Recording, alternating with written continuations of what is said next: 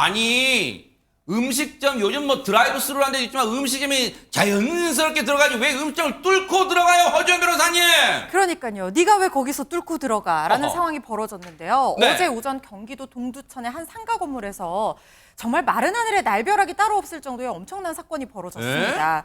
누군가가 말하기를 폭발하는 줄 알았다. 뭐라고요? 폭발음이 들렸다라고 얘기할 정도로 어머나? 엄청나게 큰 사고였거든요. 어허. 당시 상황 영상으로 보여드리겠습니다. 어머나, 네네.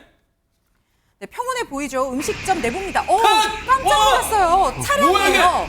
검은색 차량입니다. 뭐야, 유리를 이게? 뚫고 순식간에 음식점 내부로 돌진을 한 거예요. 뭐야 이게? 너무나 순식간에 벌어진 일입니다. 검은색 어머. 승용차인데 인도를 넘어서 지금 돌진하는 장면 보이시죠? 어머나, 어머나. 음식점 유리까지 부수고 상가 건물 안으로 쾅 저렇게 어머, 돌진을 세상에. 한 겁니다. 가게 안은 완전히 아수라장이 되어버렸고요. 운전사가요 지금 운전석 문을 막 열고 탈출을 시도하려고 하는데 에. 집기류들이 쓰러져서 막혀있는 바람에 어머나, 어머나. 꼼짝도 하지 못하고 저렇게 안에 들어가 있는 모습입니다. 아니 저기가 근데 식당이라는 거예요. 근데 이고은 변호사님 진짜 손 쓸 겨를도 없이 그야말로 눈 깜짝할 사이에 저 차량이 식당으로 와장창 부수고 들어왔는데 아니 진짜 저때 진짜 손님이나 뭐 식당 주인이 없어서 진짜 큰일 날 뻔했는데 진짜. 그러니까요. 근데 더 마음이 아픈 게요. 이 가게가 문을 연 지 일주일밖에 안 됐다고 합니다. 어머나, 어머나. 오픈한 지 일주일밖에 안 된 새 가게인데 어머나. 사장님께서 얼마나 속상하실지 정말 마음이 아픕니다.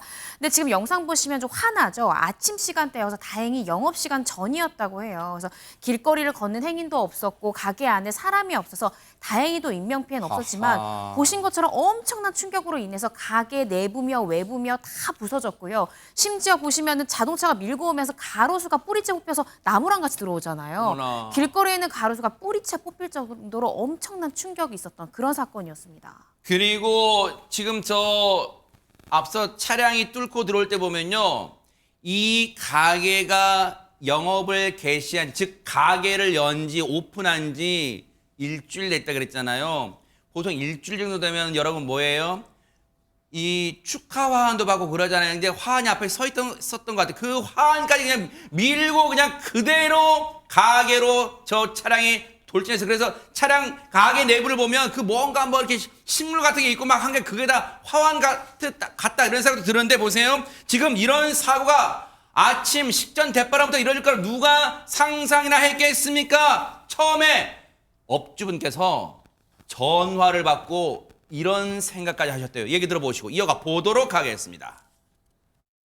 아시는 분이 출근 중에 지나가시다가 보시고 저한테 전화를 주셨어요. 가게가 큰일 났다고. 그래서 저는 농담인 줄 알고 왜 거짓말 하시냐고 그렇게 했는데 사진까지 찍어서 보내주시더라고요. 사진 보고 나서 바로 CCTV에 찾아봐서 핸드폰으로 본 다음에 깜짝 놀랐죠. 가게를 실제로 보면 더 깜짝 놀랍니다. 우선 경제적으로 걱정이죠. 그래도 운전자도 그렇고 지나가는 행인도 없었고 안 다친 게 다행이죠. 진짜 이 사장님은 천사표예요. 행인분 안 다치신 게 천만 다행이시죠. 세상에 지금 물적, 정신적 피해가 어마어마하실 텐데도 먼저 행인분 안 다치신 걸 걱정하시는 거예요. 그런데 하재근 평론가님, 이른 아침이긴 하지만 지금 영상으로도 보면 주변이 이 사방을 분간할 수 있을 정도로 일단 훤하잖아요. 그러면 저 운전자가 어두워서 못 봐서 이런 말 그런 걸 알 거 아니에요. 왜 이런 일이 일어난 거예요? 그 이유가 좀 황당한데 저게 50대 여성 운전자가 이제 승용차를 운전하면서 우회전을 해야 되는 구간에서 우회전을 안 하고 그냥 직진하면서 속력을 오히려 더 올려서 들이받은 거거든요. 어머나, 상가 건물을. 어머나. 그럼 왜 저렇게 했는지 그 이유가 뭐냐면 50대 여성이 이렇게 얘기를 했습니다.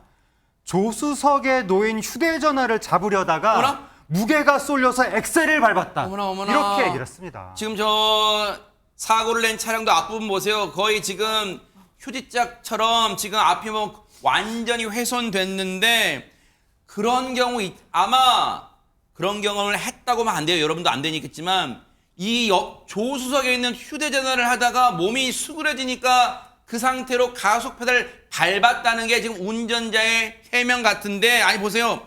지금 이런 상황에서요.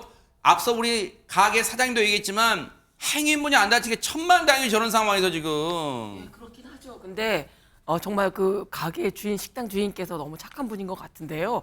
지금 안녕하지가 않아요. 가게 상태가. 그러니까요. 예, 맞아요. 왜냐하면 지금 뭐 어떻게 되냐고 뉴스파이터 제작진이 또 걱정돼서 안타까운 마음에 여쭤봤겠죠. 여쭤봤더니 네. 한 얘기가 지금 취재를 또 해야 되니까 경찰에 폴리스 라인이 쳐져 있기 때문에 접시 하나 못 건드리는 상황이에요. 아, 지금 이런 상황이 그럼 그렇죠. 주인분도 못 들어가는 거예요, 저기를? 어머 세상에. 뭐 접시 하나 건드리지 못하고 있는 어머나. 상황이고요. 이제 아까 말씀드렸듯이 가게 오픈한 지가 정말 일주일도 안 되는 상황에서 영업도 못하고 또 언제 이게 고쳐져서 재개를 할 수 있을지도 모르겠고요.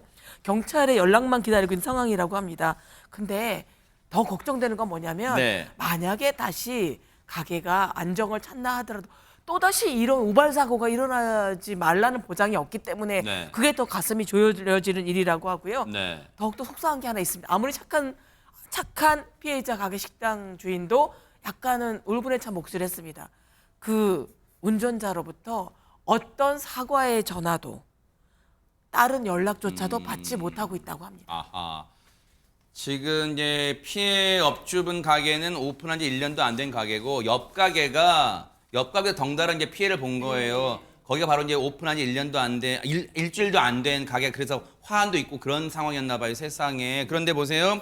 지금 박선배 변호사님, 그 와중에 앞서 우리 피해 업주 사장님께서는 그나마 그래도 차분하게 뉴스파이터 제작진한테 이제 상황을 설명해 주셨는데, 문제는 지금 얼마나 좀 경황이 없으실 거예요. 그리고 걱정되는 게 피해를 고스란히 이 업주분께서 떠안게 되는데, 그러면 이거 어떻게 되는 거예요? 어디 가서 하소연도 하고 어떻게 보상받는 거예요? 어떻게 되는 겁니까? 피해자는 현재까지 운전자 측 보험사 조사관과 한 차례 통화한 게 전부라고 하는데 이 사건은 형사처벌을 할 수 없는 사안이라 배상이 중요한 쟁점으로 떠오릅니다. 형사처벌은 못해요? 예, 아마 자동차 종합보험에 가입되어 있다면 12대 중과실이 아니면 형사처벌은 불가합니다. 대물 손상만 있으니까.